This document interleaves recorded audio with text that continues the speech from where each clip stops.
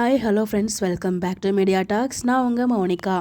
இந்த அப்டேட் வந்து பார்த்தீங்கன்னா, இன்றைக்கி விஜய் காவேரி 2 பேரும் வந்து பார்த்தீங்கன்னா இன்றைக்கி ஒரு ஸ்பெஷல் அப்டேட் வந்து கொடுத்துருந்தாங்க. அந்த ஒரு பார்த்தீங்கன்னா ஒரு ஸ்பெஷல் வீடியோ தான் இது. So special video for Vika. So இது வந்து பார்த்தீங்கன்னா நம்ம விஜய் ஒரு ப்ரொமோஷன் ஒன்று பண்ணியிருக்காங்க. ஒயிட் அண்ட் ஒயிட்டில் செம்ம சூப்பராக இருக்கார். இப்போ நம்ம தலை அடிக்கடி ஒயிட் தான் யூஸ் பண்ணுறாரு. அதுக்கு ரொம்ப ஆப்டாக இருக்குது, அவருக்கு ரொம்ப அழகாக இருக்குது. எந்த காஸ்டியூம் போட்டாலும் செம்மையாக இருக்காரு.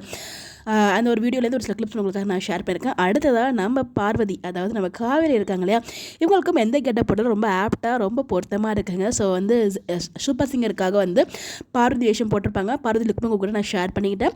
அந்த மேக்கிங் வீடியோவில் அவங்க வந்து ஒரு அந்த மேக்கப் போடுவாங்களே, அப்போ எடுத்துகிட்டு ஒரு ரீல்ஸ் தான் ஷேர் பண்ணியிருந்தாங்க. அதுதான் உங்களுக்காக இங்கே நான் ஷேர் பண்ணியிருக்கேன். ஸோ அந்த இடத்துல எனக்கு ஒரே ஒரு வருத்தம் இருந்துச்சு. சூப்பர் சிங்கரில் நம்ம சிவனா நம்ம சுவாமி ப்ரோ வந்து தான் ரொம்ப நல்லாயிருக்கும்.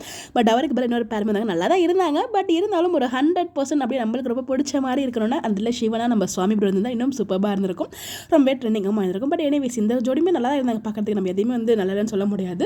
இன்னும் அவங்க 2 பேரும் வந்திருந்தால் இன்னும் நல்லா இருந்திருக்குங்கிறது என்னோட ஒரு பர்சனல் ஒப்பீனியன். நம்ம அவங்க 2 பேரும் சேர்ந்து ஒரு பேராகவே பார்த்துட்டோம் இல்லையா, அதுவும் சிவன் பருதியில் ஒரு லார்டில் பார்க்கும்போது ரொம்ப அழகாக இருந்திருக்கும். பட் எனிவேஸ் நம்ம மிஸ் பண்ணிட்டோம்.